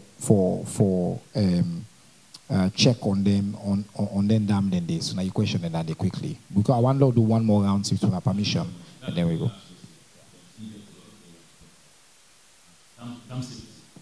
The reference is Leone and Libya, of course, other we can see how people die, some people watching to be inheritance. We get some dams inside Sierra, one of which I'm not like that. The other one I make mention about the Mavali Dam, the construction in 1960 now we try to get independent. That dam was meant for 300,000 people in Africa. The population strength of Freetown to that time, about 1.5 million, and realized the dam gets a lot of pressure. And that dam, Artfield Dam, we will use science to do for compound and Artfield Dam. So the development will be done to take place around the Mavali Dam. When I find out, the National Disaster Management Agency will go around there, will do complete assessment, we find out development that take place in terms of building and construction, we raise the alarm bell. And when we raise the alarm bell, we raise them at different channels. We raise them together with the Office of National Security. We say we get other players that will this done before we see now an issue where they deal with environmental security. We discuss and comprehensively. And we get for brief the president. So the president go to the place. Instead of let go see or instead putting the happen. They find out the buildings that they come up close to the dam. And therefore make sure that they pass 3 instructions. Number 1, they stop all the development where they take place in that particular area. Number 2, instruct for let them do security deployment, so the police and the ASLAB, they do joint deployment. And number 3, they set an investigation team for know clearly how people that money gets then landed there around that Valley. So the report that we submitted to him, I'm not surprised, Honorable Minister, we say the president is more than the word determined, make sure all of the structures and they where they are around Mabali, make sure then streamline them so that it don't go affect the dam, because the dam is the only dam who will get inside Freetown where the whole population now depend on. So then I know they happen as a result of magic and because of the engagement with the National Disaster Management Agency. The second dam we'll get when at the Kunguna Dam, it's a dam where it supply electricity to Freetown. We don't do 2 simulation drills for determining the security and the stability of that particular dam. We run together with Minister of Energy and about 25 state institutions. Together with 140 villages where they are around the riverbed. We make sure we look at the dam, we assess the capacity, and make sure in terms of overflow, we think will be the responsibility of all of those 150 communities where they are along that particular riverbed. So year in, year out, we do that kind of engagement. We also will construct the do engagement now the Dodo Dam where they inside the district. But each of them dams where they under discussion, we don't engage, we don't make sure we don't bring results.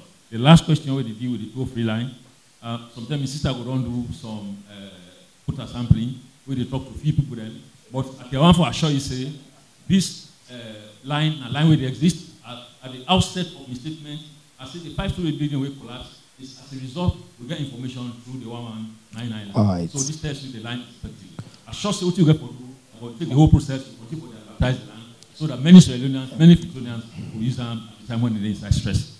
As the Minister of Information, a part of your responsibility for providing information there, I go assure you say we self go use we platform them for share that toll-free line them more, so more people then go know. So we can never have too much information. Now, me premise that day.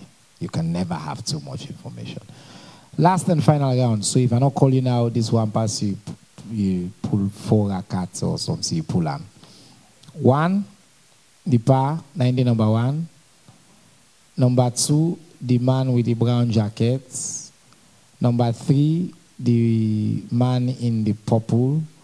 Number 4, the gentleman with bald. And then number 5, the lady with the beard. Sorry, we get for go. Mohammed Yes. Kumara, The Watch, Sankora Media Platform. Her Majesty, you can recall. Her Majesty. Sorry. I worship. Her Worship, sorry. Okay. Her Worship. You can recall the 2021-2022, you, together with other 14 municipalities globally, received the sum of $1 million each in recognition of a project you presented to that committee, which consists of deforestation, and of course, you also get the planting of trees. Critics will say you never spent that money judiciously because there are no indicators of the facts. This is a platform for you to get people to understand much more better what went wrong with that money, or could you give us more classification of how you spent the money? Thank you. Now we don't know this part, camera, now we resident celebrating at this press conference. Now you know what they allow for talk and they stop. All who begin explain at the court now. Go ahead, sir. Ibrahim Sarasisi, Voice of Salon Radio, and Deputy DG. And we don't see disaster in the increase at this particular moment in this country, based on the fact that the mining areas also don't in a critical situation at this moment. Taking you back to the Bunguna Hydro with the talk about. Like some for at this particular moment, we don't see a huge mining, we don't kill people. As an agency, how we don't go about for curtail the issues there with the happy in the side and then at the provinces? Thank you, sir.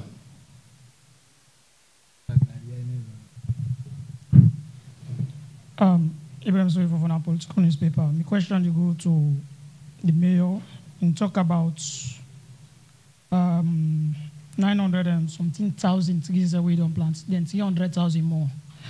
How will they ensure say then trees that are not only for making us plant them, but with the complaint and cry of deforestation?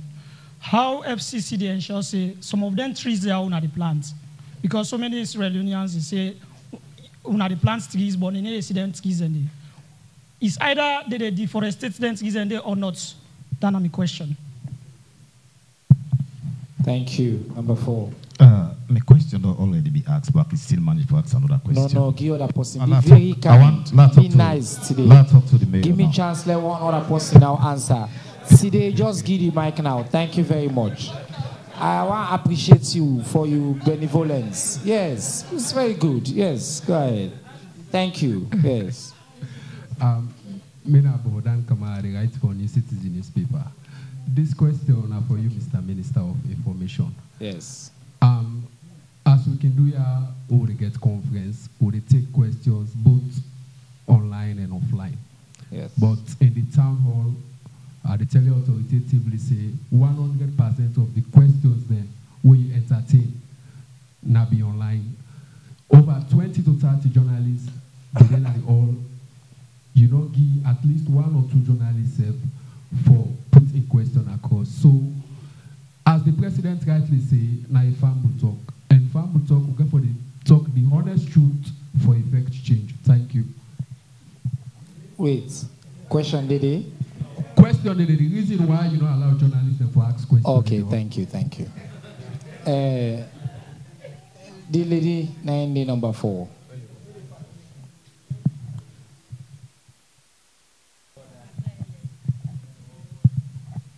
Maria Mabundu, the report for News Times Daily. Every year we get problems of disasters, deforestation. I want to know if we need to see when people they build and them hillside them, because whenever they start construction, they get for cut the trees and do the foundation and whatsoever they do. But una they see, una they wait first until rain season come. Disaster begin happen before ever una respond to them thing and they, or for stop them people and they for men and not continue for building and them places then they. All right, thank you very much. Because of that person, we skipping question. I give the gentleman in front of you the final question. Keta Unity. If they go to the disaster management officer, Then there's a with the Deputy Minister of Energy. And Salone, the only source of energy where the country own Bunguna. If we do not take time, we know they get even 1 megawatt from Bunguna. Currently, the past years, according to the minister and the residents of the place, they currently inside July, they get like 50 to 40 something megawatts. But currently, they always get below 20 megawatts. The hydro, it down totally. Because they say they get mining and like sulfur, take and do. They get whole where this ocean they go inside. Senior man. So, no.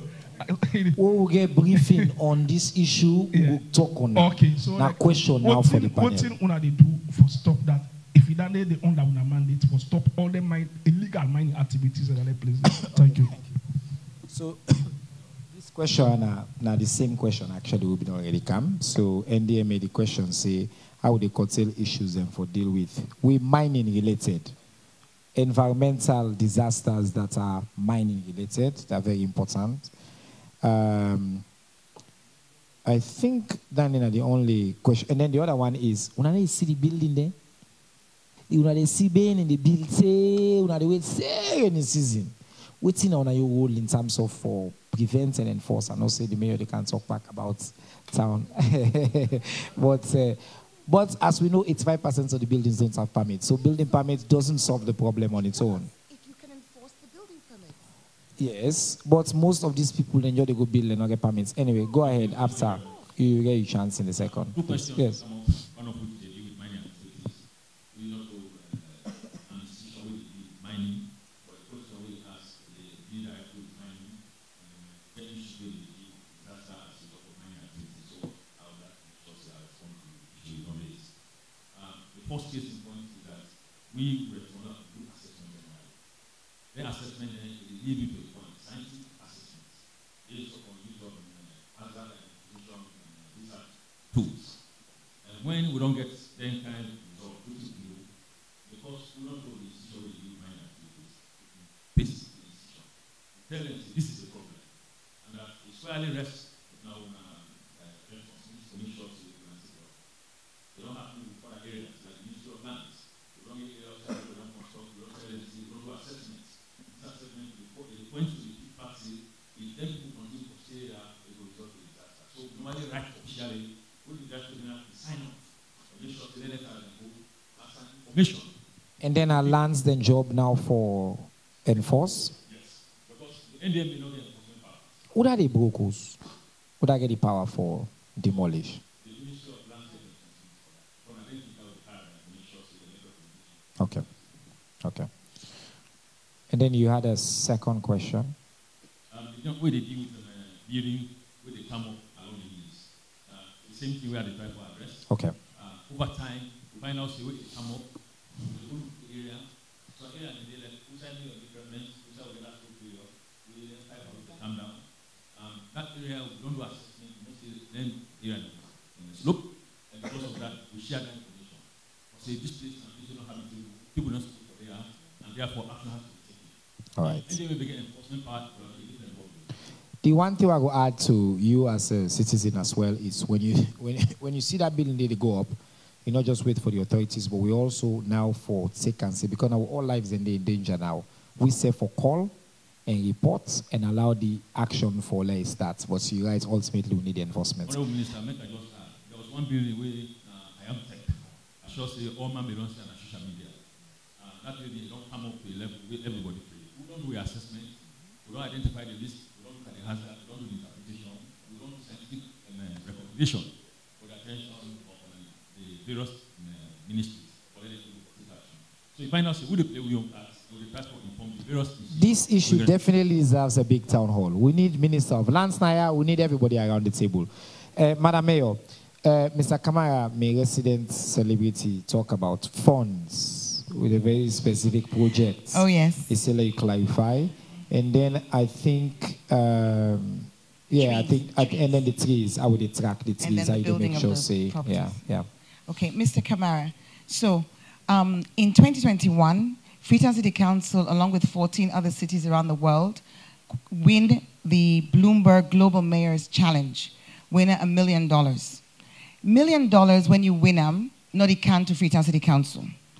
The implementation of the project across the 15 cities, they be done through UNDP, New York, and Germany. The money, they go to them. For a number of reasons, including, say, UNDP changed their own internal processes, the project not be able to start until this year, February. If you look at my Facebook page, you go see Usai, the Bloomberg team, then come in country for the inception meeting when I've been this year, February. Next question is, waiting the $1 million for in respect of Freetown, the Tree Town. Freetown, the Tree Town, start off with the planting of 1 million trees. It'll be funded by 3 sources. The first original funding come from the World Bank in a project called Russell P., Resilient Urban Sierra Leone Project. The next set of funding come from this Bloomberg funding. The 300,000 trees where I just mentioned, say to be planted now as I talk to you, come from another World Bank funding, we then call PSSNYE. The Bloomberg Leone elements, the reason why we win the project, why we win the prize, now because we put forward a sustainability model.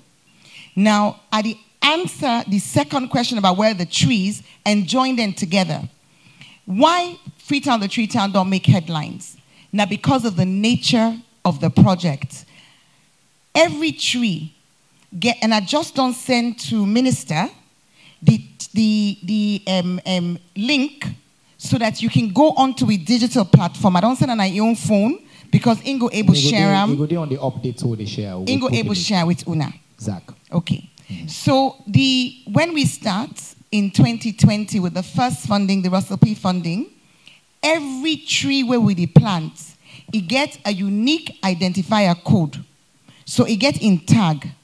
When you plant the trees, the sustainability elements, they come from the community ownership. We get CBOs them, we're responsible. We get 11 planting areas, catchment areas. We extend beyond Freetown because, of course, we water the word sea. So you get we support plants around Guma, you support other places, Usai water, catchments and they for the benefit of Freetown. Every tree individually tagged. Every tree get in tree grower. Where in the plant that tick, it is snap them. It upload the picture of the tree onto this database where you go see where minister go share. You go see the face of the person when are irresponsible for plant. That person we pay them by mobile money as the tree they grow. So you get tree growers, you get tree monitors, you get stewards. The Bloomberg in your own side where they bring CAM, where we get the money for, as I say in sustainability on 2 levels. One, for able, because that first platform where we built was a World Bank funded platform. We not own them. Now we can build we own platform, we own digital platform, we go be the property of Freetown City Council, not to other person. So some of the money will go to that. The other important side outside the money they go, Napan, what we call the carbon market. So the green trees, as we know, they produce carbon. There's a market for that, carbon sequestration. Then you reduce carbon in the environment. So the reduction of that carbon, that's something where people they want for pay for. So that money they go towards the hiring of a carbon developer, which has been done. We don't sign. Then they on doing the studies with the partner, with the water fund, we also look at carbon. In respect of the other person in question, say where are the trees, you'll see the trees. Those trees there are the first Russell P trees. The first set of trees, about 400,000, because the system where we build now we go migrate all the other trees onto. So and if finally, sick die, I go to the app, I go notice, I go see them. Yes, because periodically then they update. Okay. And then, of course, because now internationally funded money, the donors themselves, they do audits. Then they commission independent audits of the trees. So we get reports. The last audit report was done by the World Bank.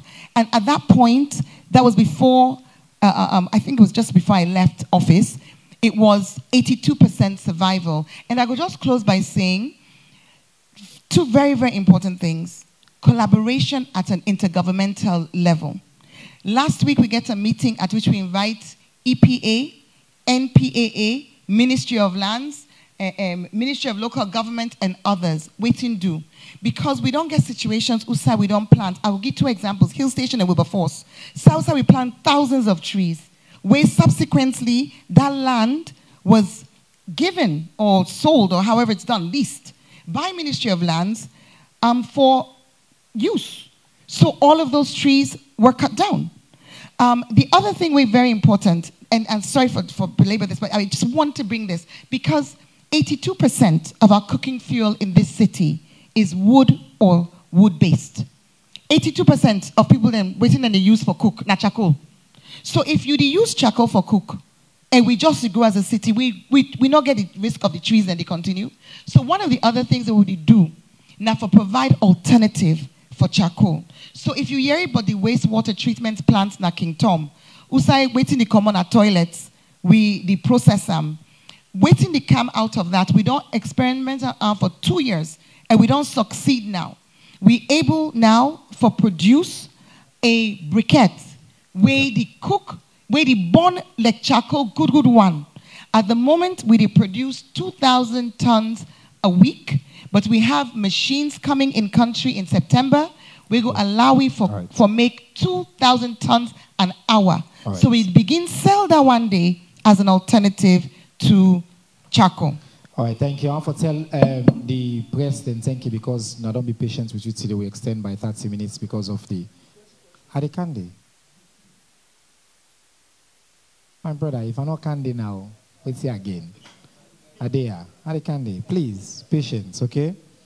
So last week, the Ministry of Information hosts, I'd use my words then very carefully, a historic, unprecedented, and a hugely successful national town hall with His Excellency, the President of the Republic of Sierra Leone. Millions of Sierra Leoneans at home and abroad interact with, witness, and we will release the numbers very soon on various platforms. We track all the digital engagements and interactions with the press conference.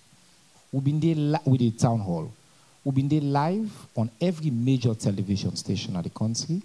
We've been there live on at least 2 community radio stations at every single district and major radio stations all across the country.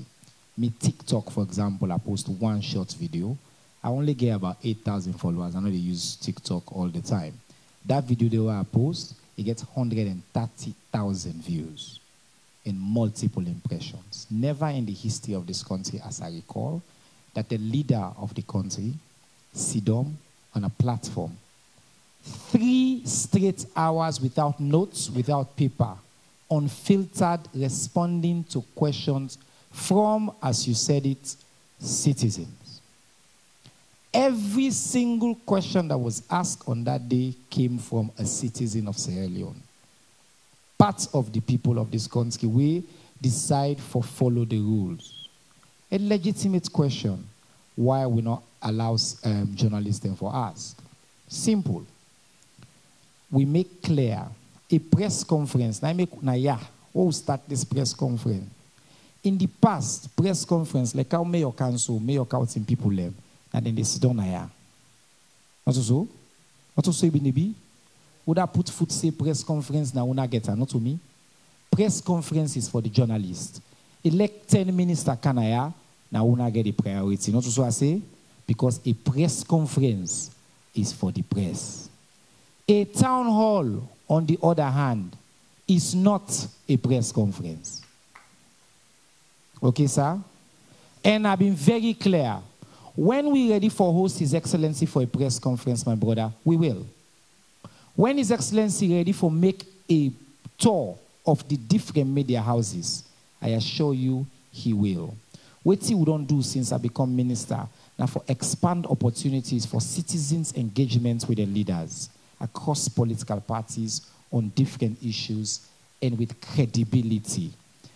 Every single question, you can go online now. It's still the day. I challenge everybody. The one they will say, we'll cook the question. I go cook question. I ask President Biya about FGM, a controversial issue, about census, about peace, about prices of goods, and all these things. Now, citizens of Sierra Leone, and they ask about hardship, and they wanted His Excellency to respond. He was gracious enough to respond. And for response to another issue. The plan we've been getting for the town hall was for 1 hour 30 minutes. Now we agree with His Excellency Isidonde, with all the media houses. After the first break with our circuit born, His Excellency then turned to me and say, not to every day would they do this. You get more questions than that, Mr. Minister. Ask as many as you can. Let's keep going. His Excellency now allow for go on. In team, and I can say this not for disparage them, they kept sending me notes. You do so now, quarter now, low end now. Not so. My team know that. They talk to me and me is. But I've been sitting down with the president, and the president say, continue. Until we reach a point now where we say, okay, Lord, bring and cancel a close. Now, at that minute day, the man don't sit down 3 hours. You don't take no bathroom break. You don't grab. You say, okay, Lord, close. I say, Lord, close now. They ask her now for let's do with the honor of launching this magazine. Now, in that one citizen, they grab, say, in a citizen, he counting passports if I talk. We don't need the 3 hours. We announced the rules in advance. I'm sorry. Even for this press conference, when I know me, now we President Bill agree. Me, I sign my name under everything I said under there, I stand by it. If you can this press conference, if I bring the mayor here, I owe him respect. If he agree for Kanaya, I owe him respect. If I tell him, I saw the rule then day, I for respect him. If he don't done, he don't give me in time, he say 2 hours, he don't done, he don't go 1 hour extra, he say one go. Then you can say, because you're a journalist if you talk, that would be rude and it will be impolite. And I will call you out for that. And me not go give you the mic. Now because President Bill Green and me could get that lady the mic, and personally, I'm not been forgetting the mic. Not so because I hate him, not so because he not get right for talk, not so because he not get right for asking a question, but I believe, say me, I'm raised well. The president, somebody saying a public servant, not true, not public servant, but not to his servants now. There's a difference. A public servants, but you need to talk to her all kind of way. Now you make what they call her His Excellency. Just like how they call the mayor her worship. Then what they mean something. Fountain of honor. That's so the Constitution call them. Where you respect somebody, in order to talk, you talk. The president was talking when she started screaming and say, "Paupa if you talk." I don't care where you are, who's kind. Oh, because you're a citizen, in counting passports. 8 million of us are citizens of Sierra Leone. 8 million. So if all 8 million can say paupa them for talk, now so they go, now so they do program. No. So for close. Just now we don't put this magazine online. And it can be announced to the sister, we ask the question, say, we will give you information when you want information. Information I write, but you don't mean for say they get all the information, all the time, the minutes where you want them. There are processes. This magazine will distribute more copies to now today, all 20. We just don't launch the online version, so every citizen within our host can read them. It includes 1 year into delivery of the Big Five. On every one of the Big Five pillars, there are numbers, there are facts, there are personal stories.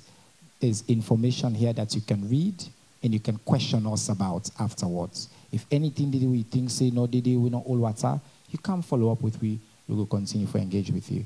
On that very high note, I want to take this opportunity for say, the link there online, we also get the link we will share. I don't know if they will put it online. So online right now, you don't need to wait for a copy of this. If you go another link there, you get a copy of the magazine, you will get access to them. Say a very special thank you to Mr. John Van de Rogers, the Deputy Director for NDMA. Her worship, although they don't give you Her Majesty just now. We very distinguished mayor of the city of Freetown. And of course, my brother Jalil Momodu, we are the Director General for the Sierra Leone Roads Authority. For una commitment, una hard work, and the way we una kanaya and participate with civility. For sure, say, as a country, we may seem divided, but when it comes to catering for the needs of the people of this country, we defend common ground. Long may that continue. Assalamu alaikum.